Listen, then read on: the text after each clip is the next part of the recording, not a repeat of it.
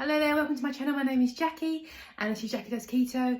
And this week I put out a Q&A question and people came back to loads of questions, and one of them was, what is your favourite keto food? And I was like, good question. And then I realised it's party food. That's my before and after keto favourite food. I love party food, don't you? Isn't it the best, going to a house or a party and it's just like buffet everywhere? It's so much better than having a sit down meal, in my opinion. So today I'm going to be cooking up some party food, some nibbles, some snacks, whatever you want to call with them. And most of them should be freezable and savable. I'm also going to start with doing something a little bit easiest and then work up to things that are a bit more complex for those who just like things quick and easy. I've also got my groceries here, so before I put those away, I'll show you those and then we'll get on with some party food meal prep. So this is the keto end, mostly for my recipes and things today. Not actually quite much. It's got a dozen eggs as always. I always go through them all. I've grabbed some fresh herbs. I've got some coriander and some sage. Some green spring onions there as well. And I also grabbed some more ginger, and whatever I don't use I will freeze. I grabbed for one of the recipes some frozen raw king prawns. I'm going to leave these out to defrost because I'll need a few hours to get nice and soft. Grabbed some pork mince, again for one of the recipes today, and some bacon to go with it. Some cream cheese and some peppers. I've got these imperfectly tasty ones that are a bit ugly, a bit, weird looking. Look all right to me. And some pepperoni slices as well. And for one of the recipes, I'm going to need some pizza sauce. And that's pretty much all there is for the keto stuff. The rest is going to be Captain Paul. I've got some of their favourite gravy things. Doodle is really into sliced beef, aren't we all? So we've bought him a pack of sliced beef to have throughout the week. Bless his little heart. This is all Paul stuff mostly. Got him some crisps and some chocolates, more chocolatey, snacky things. Got breakfast biscuits. Got extra points if he bought eclairs, so I thought we had to buy him some eclairs. Washing up liquid and just some strawberry yoghurty things. Got him a nice pizza, his favourite, and a little lasagna. I might do that for him for dinner because I know I'm going to be tired after today.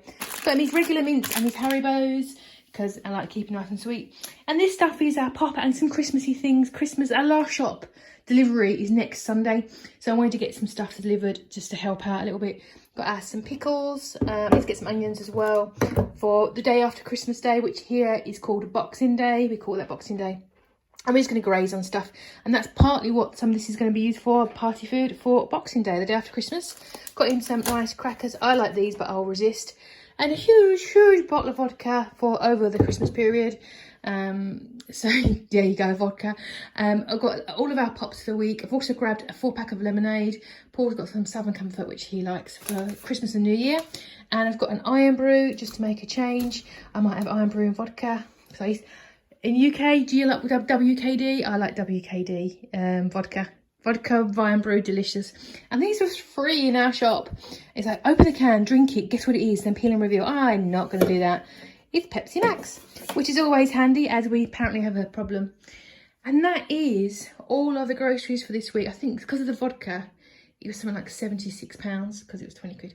Now, a lot of these recipes I'm just literally making up as I go along in a way, because I want to encourage you to adapt these to your own taste and how you cook, and using what resources you already have and swapping things out for whatever suits you, your family, and what you've got on hand. So if I've got recipes and links and things, I will leave them below for you though, so you'll have something to look at. So the first thing I'm going to do is actually not even a proper recipe. It's something I saw on someone I follow on Instagram, a lovely, awesome, clever lady who cooks the most amazing food. Keto diet manager, I think it is. I'll leave a link to her Instagram below. And it's really simple. It's just some pizza flavoured pepperoni bites. You can pop in the oven. These are quite straightforward. You might be able to rope your kids and things into helping you with this, make this as well. So I'm going to flip you guys around and show you real simple how I'm going to be doing this. You can adapt it in any way that you want to, which I fully encourage. Definitely, absolutely go for it. So the first thing I'm going to cook today is going to be some pepperoni pizza bites, which I think should hopefully please everyone. If you're going to have a soiree, hopefully everyone will enjoy them. And essentially what you're going to do is get a piece of pepperoni of your choice. This happens to be a spicy one. Put a little bit of pizza sauce on it of your choice. I only have one choice in my own supermarket, so that's what I've gone for. And then top each one off with a little bit of pre-cooked onion and pepper. I'm just going to quickly fry those off in a pan just to get them soft, and then a bit of cheese on top. It actually works out to be, I did half an onion, which happened to be exactly 60 grams. Cut up my pepper, and that worked out strangely at 60 grams as well. I did 100 grams of, this is cheddar. Now mozzarella would be better. I can't get hold of hard mozzarella here very easily, so I've just gone with cheddar. It's only me, it's fine. And obviously that pizza sauce, I'm going to guesstimate about half of this jar. I think that'd be quite generous, but we'll see how we go. So what I'm going to do is fry those up in the pan, and then top them with the sauce and the cheese, pop them in the oven on a medium oven. Once you've cooked those, nothing really needs to be cooked. It's more about the cheese melting and getting the pepperoni as crispy as you like it. I'm going to probably say 10-15 minutes in the medium oven. This will get oily, so I definitely recommend either putting them on a silicone mat maybe, something with a little bit of space underneath it, or some greaseproof paper just to help you so they don't stick everywhere. And the next thing I'm working on is just some good old meatballs. So these are bacon wrapped meatballs, and again, loads of scope variation here. I'm going to use pork because I just felt like it. You can use chicken, turkey, beef, whatever you fancy. I tend to find chicken and turkey a bit too dry for me, so pork with a good fat content, or beef. And I'm going to mix it up with garlic, onion, salt, pepper, and some sage, and probably a little bit of this tomato and basil as well, just to make it a bit soft and a bit juicy. Break them into balls, wrap them in bacon and cook them in the oven, and obviously add some garlic as well. Variations, of course. Beef, you could put a cube of cheese in the middle, make it cheeseburger bites if you wanted to. You can make these spicy and put chili in there, make spicy balls. You can use any seasonings and herbs that you like. This is again one that you can use. If you find that you want to pad them out a little bit, you could maybe use either some almond flour and an egg to help bind it. They will be a little bit bigger and obviously a bit more substantial if you want to make it into a dinner maybe. Other thing you can do with this as well, if you've got some keto bread, if you're not keen on it, I'm not super keen on keto bread. You could grate it up and make breadcrumbs with it, but bear in mind it will bump up the carb levels a little bit. But if you've got it and you want to get rid of it, it'd be a great thing to do to make them a bit thicker and a bit fuller and a bit more substantial. So I'm going to mix up my pork with the ground up garlic, the onions, some chopped sage, probably up to the half mark on there, just to give it some flavour, salt, pepper, and get them into balls, and then pop them in the oven. I'm going to put these in the oven now. They are quite chubby. I wish I'd used streaky bacon in retrospect, but there you go. I'm going to put these on medium, probably for about a good half an hour, maybe longer, and then I'm going to flip them halfway through so that they all get crispy on the outside, and hopefully cooked fairly even. And the next thing I'm going to be making are some Walnut Bites from a channel here on YouTube, which is awesome, I really love, called Keto Desserts. And all she makes on her channel are keto sweet treats and desserts, and they're really awesome. So I'm going to be making just a little batch of those. I'm going to freeze some of these, probably have a couple today for treats. I think it'd be really nice to have a cup of coffee, and just really nice to have a little semi-sweet treat over Christmas period. So I'm going to crack on and make those. Now, I'm not going to give you all the measurements because this is not my recipe, and I do want you to go and take a moment to check out the Keto Desserts channel, and it will be linked below. So basically, but I will tell you, it is chopped walnuts. These are still semi-whole, so I'm going to chop those up in a minute and put them in a bowl. You'd sweeten it up, you'd bind it with a couple of egg whites, cinnamon, vanilla, which I haven't got, salt. But because I haven't got vanilla, I'm going to wing it and use this Biscoff flavouring. I thought that would be quite pleasant. Everything else I've got is a little bit fruity or a bit distinct, so I thought Biscoff would be quite nice. And a bit some salt, and then you would make a chocolate drizzle with cream and just drizzle it on at the end after you've baked them. Now, I made the newbie mistake of not keeping an eye on my bakes, and they look burnt. I was like, oh no, just throw them away.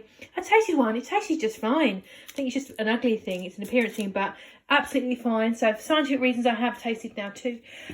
Before I put on my chocolatey drizzle, I've also put some of the Biscoff in there as well to make that come through, and also a bit of sweetener because I'm not keen on dark chocolate.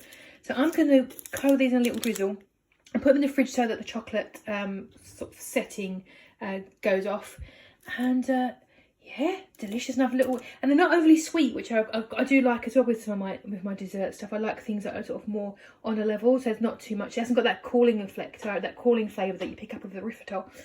And the last thing I'm going to be making is a bit ambitious, but I'm going to see how it goes. I've made similar things before, but not quite this. I'm going to make some prawn gyoza, sort of dumplings, similar if you had sushi or something like that.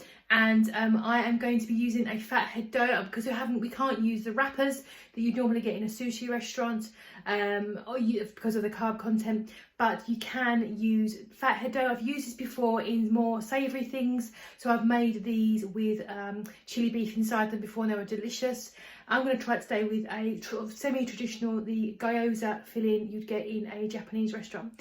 So I'll flip you guys around and show you what's going to be in the parcels. So first of all, I'm going to make the fathead dough pastry. Just a regular fathead dough. So it's going to be egg, almond flour, cheese and cream cheese, if I remember rightly. I'm just going to make that with salt and pepper and roll it out and make the dumplings with them. You can use, I actually have got a dumpling mould that sort of seals them up for you, but you can also use something like this. All you do is cut it out, put your filling in, fold it over and then put it in the oven when you're ready. And for the filling, I'm going to be using some uncooked prawns, which you will mince. Got some spring onions. I did say it's supposed to have shallots in it, but again, they didn't come in the shopping, so I'm going to use the top and the bottom of the onions for these. Garlic, ginger and some coriander. I don't know, because I've never made this before, what exactly I need. I'm definitely going to do all the prawns. Probably do sort of 2 or 3 of the spring onions, the garlic, and just see how I go. And then these are raw because I want them to sort of steam inside the little pockets. But we'll see. I might see how we go on the ratios of how much filling I get. I'm not sure. But I'm going to make the fathead dough first, roll it out. What I would say with fathead dough is that it's not as elastic as pastry or as the wonton wrappers. So it is prone to splitting. So my top tip's going to be not to overfill these when you start to stuff them, because I've done this before and they do split. I don't mind ugly food, but that is one of my tips for when you are making this. But let's get the fathead dough, let's get the mixture made and get these in the oven. So first of all, I've put through my grinder the coriander, the ginger and the garlic, and it smells really good. Now I'm going to chop up the onions, put it in and mix up the prawns. There you go, and the prawns, it is smaller, there's still bits in it though, still chunks, you can see it definitely says it's prawns. So I'm just going to mix it up there and put it to one side while I work on the dough. So the dough is done. I'll leave a recipe. I'll find one fathead dough recipe. There, literally, put it into Google fathead dough, you'll get like 60,000 results. So it's very straightforward. I've made that up there, just a basic one. I'm going to pop it onto some parchment, put another piece of parchment on top, and roll that on top. It's far easier to do that than doing the roller straight on because it's so sticky.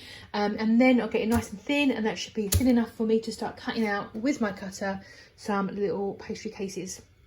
Very fiddly, but I hope it's going to be worth it. And I had bizarrely just the right amount of mixture and to dough, and that was, I got, I think 29 I've counted here.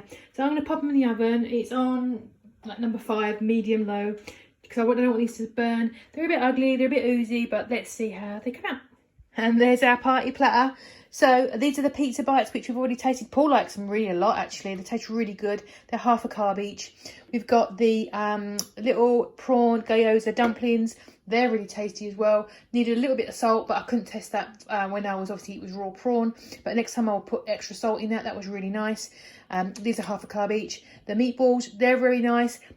Not a touch dry, but nothing major, nothing you can really complain about. I'd probably serve that with some sour cream and chive, maybe a bit of barbecue. I'd dip this in some soy sauce with a little bit of brown sugar, maybe a bit of chilli as well.